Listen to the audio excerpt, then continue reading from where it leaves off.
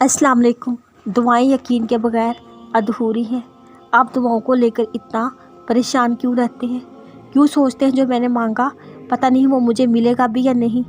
ایک طرف آپ کہتے ہیں مجھے اللہ پہ یقین ہے، دوسری طرف پتہ نہیں کب ملے گا، کتنے سال ہو گئے مانگتے۔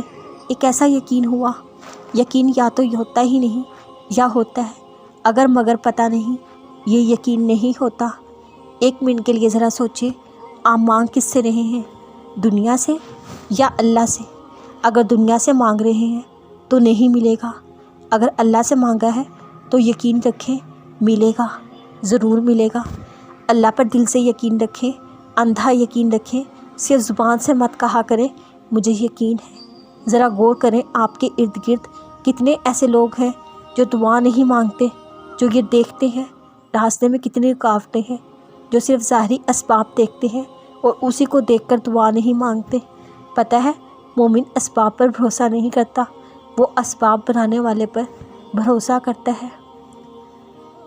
حضرت موسیٰ علیہ السلام اگر صرف اسباب کو دیکھتے تو کیا وہ سمندر کے سامنے جا کے کھڑے ہوتے؟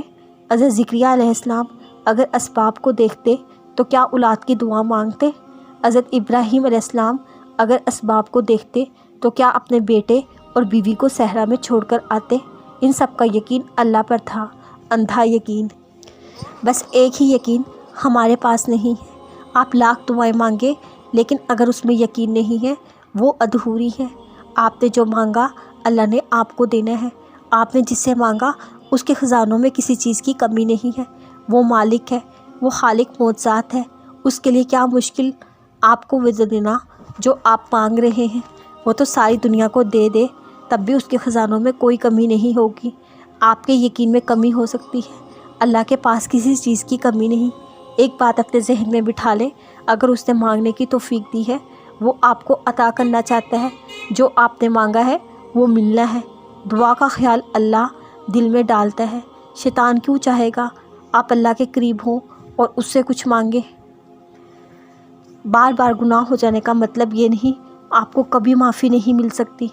یہ بات تو طے تھی شروع سے، آپ سے گناہ ہوں گے، بار بار ہوں گے، ایک ہی گناہ بار بار ہوگا۔ یہ بات نہ تھی ایک بار اس کے رسول آپ کو توبہ کا راستہ کیوں دکھاتے؟ آپ کیوں خود سے اپنا دین بنا کے بیٹھ گئے ہیں؟ اب آپ کو معافی نہیں مل سکتی، کیوں معافی کا راستہ روک رہے ہیں اپنے لیے؟ کیا اللہ نے آپ کو لکھ کے دیا کہ اب آپ کو کبھی معاف نہیں کیا جا سکتا؟ پھر کیوں محض وسوسوں کو اللہ کی لکھی ہوئی باتوں پر فوقیت دے رہے ہیں؟ اللہ ظالم تو نہیں ہے۔